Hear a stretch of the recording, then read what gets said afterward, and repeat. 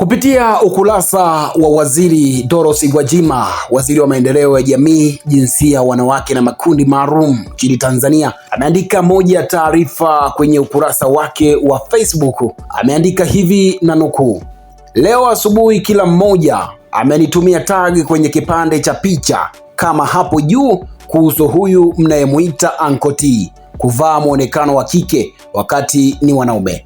Mtakumbuka aliwahi kuitwa na BASATA kuhusu kufanya kazi za sanaa kwa maadili ya kisheria ya sanaa, na ikaonekana kumbe wala sio msanii. Akapewa elimu jinsi ya kufanya kazi za sanaa. Nadhani labda amegoma kuzingatia, yaani amepuuza.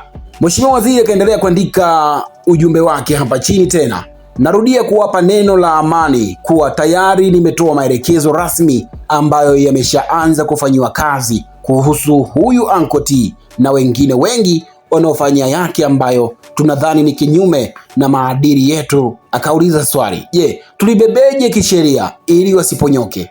Mkumbuke tukienda kwa mihemko bila uangalifu wa kona za kisheria, tutaenda nao polisi kisha mahakamani, alafu hukumu ikitoka wakakwepa hizi kona, watatoka kisha wataendelea na yale yale. Lazima ajali yao ya kisheria iandaliwe kwa makini. Mheshimiwa Waziri ameendelea kuandika akasema hivyo download na screenshot ushahidi wowote online wa wote hao, maana huko maeneo mengi hata sio kote huenda tunafikia.